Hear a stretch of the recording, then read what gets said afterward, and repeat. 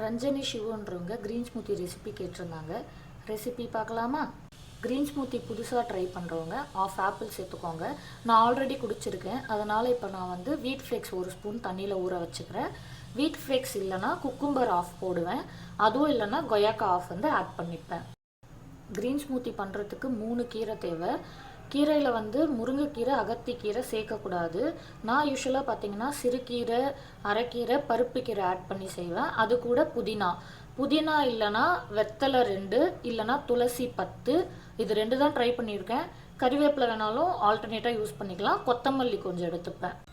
அது கூடவே ஒரு துண்டு இஞ்சி, 5 pepper, half lemon, cinnamon powder வேணும்னு ஆட் பண்ணிக்கலாம். நான் ப்ரெக்னென்சி பிளான் பண்ணுறதால சினமன் பவுடர் நான் யூஸ் பண்ணல, ஹஸ்பண்ட்க்கு வேணுன்றதால அவருக்கு ஆட் பண்ணியிருக்கேன்.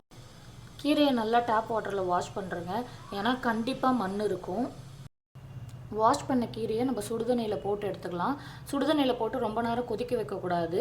தண்ணி சூடானதுமே கேஸை ஆஃப் பண்ணிவிட்டு கீரையை அதில் போட்டுட்டு ஒரு 20 செகண்ட்ஸ் அதை நம்ம கிளறிட்டே இருந்தால் போதும். சுடுதண்ணியிலேருந்து கீரையை ஃபில்டர் அவுட் பண்ணிக்கலாம். அது சூடாக இருக்குன்றதால டேப் வாட்டர்லையுமே நல்லா கூல் டவுன் பண்ணிக்கலாம். இப்போ ஒரு மிக்சர் ஜாரில் வந்து ஆல்ரெடி ஊற வச்ச வீட் ஃப்ளேக்ஸ், கீரை, இஞ்சி, பெப்பர், கல்லுப்பு, ஆஃப் லெமன், சினமன் பவுடர் வேணும்னா போட்டுக்கலாம், இட்ஸ் ஆப்ஷனல். இதெல்லாம் ஆட் பண்ணிவிட்டு மிக்சியில் நல்லா டர் பண்ணி எடுத்துக்கலாம்.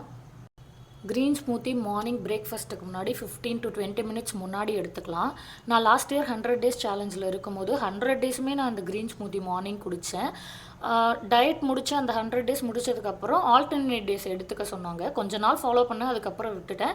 இந்த இயர் ஸ்டார்ட் பண்ணியிருக்கேன். ஆல்டர்னேட் டேஸில் தான் வந்து க்ரீன் ஸ்மூத்தி எடுத்துக்கிறேன். என் ஹஸ்பண்டும் வெயிட் லாஸ் ப்ராக்ரஸில் இருக்கிறதால அவரும் ஆல்டர்னேட் டேஸில் க்ரீன் ஸ்மூத்தி குடிக்கிறாரு. மார்னிங் டீ காஃபியை ரீப்ளேஸ் பண்ணுறதுக்கு இந்த க்ரீன் ஸ்மூத்தி எனக்கு நல்லாவே ஹெல்ப் பண்ணிச்சு. வெயிட் லாஸும் இருந்துச்சு. ஆப்பிள் போட்டு குடிக்கும் போது க்ரீன் ஸ்மூத்தி டேஸ்ட்டாகவே இருக்கும்.